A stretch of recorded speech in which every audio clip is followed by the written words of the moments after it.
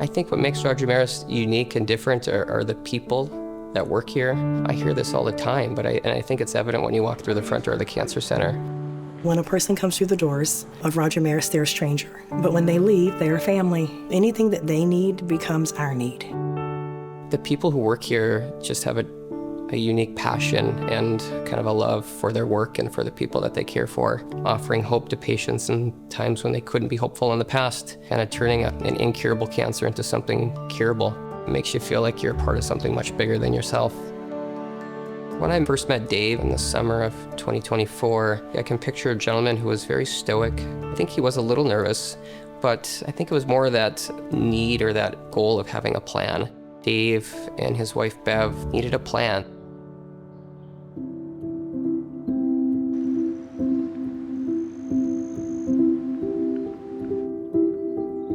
My name's Dave Thompson, and I live in rural Battle Lake, Minnesota.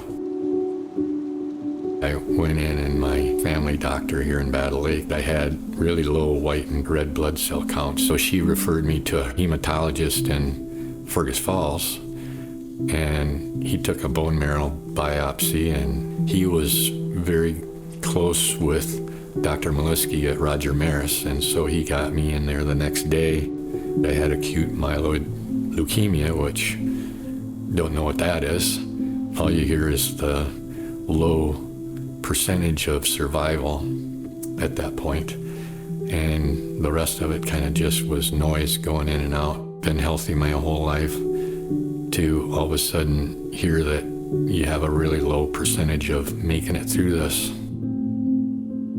In the back of our minds was, is there going to be a donor?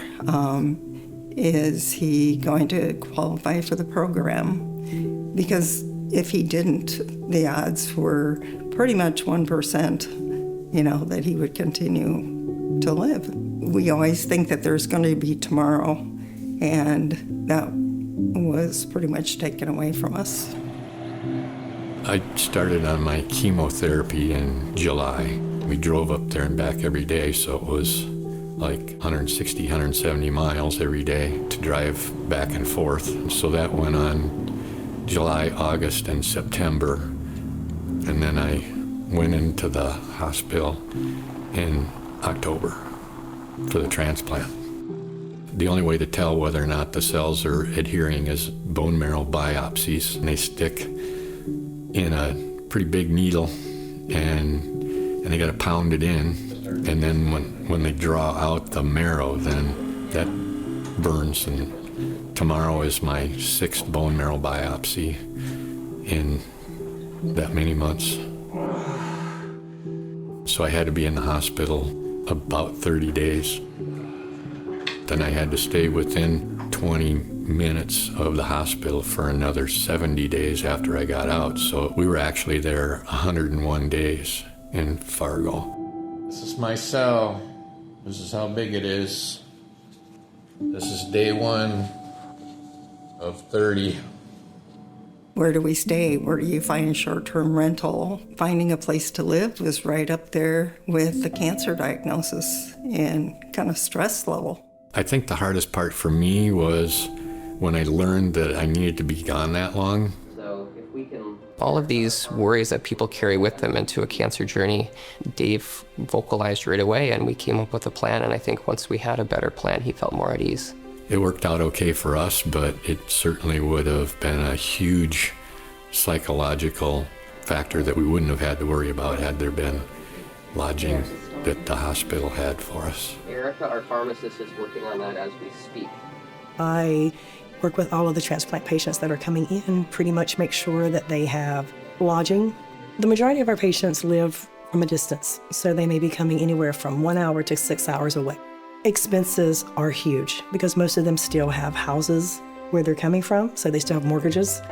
And then they're coming here and having to pay for lodging. They get uprooted from their day-to-day life. They get uprooted from their jobs. That emotional toll that they have kind of starts to mount. Or a place like the Peltier Lodge is going to be a huge benefit for patients like Dave. After they leave the hospital, they'll be here for 2 to 3 months, and instead of being in a hotel or an apartment, they'll be in the Peltier Lodge.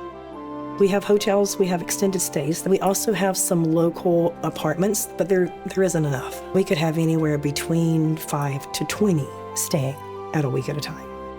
I'm looking forward to the Peltier Lodge fostering that environment where patients and families can support each other and kind of rally around a common goal. They'll be in an environment where that not only a sense of community, but actually just to feel safe that they're close to the hospital itself. Being able to walk out that door and walk across the street would be perfect. I think when you walk through the front doors of the Cancer Center, you see donor dollars at work right away. The donor dollars go to clinical trials and clinical trial networks, and then certainly projects like the Peltier Lodge, which is going to be the biggest game changer for the cancer program. It comes with a huge commitment, not only from philanthropy, but also the hospital itself. Yeah, that lodging right next door would be such a benefit. Charlotte could have said right in the beginning, we have this facility for you to stay in next door. That would have been huge. It would have made all the difference in the world.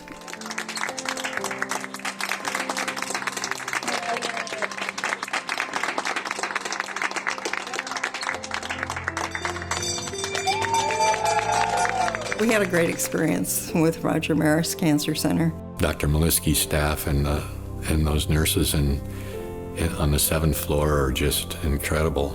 You know, they made the whole thing much easier. The one thing I can say about Sanford and Roger Maris is I'm not really a touchy-feely kind of guy that, I don't know, they must be the best of the best. I get a little emotional about it. All of them are incredible.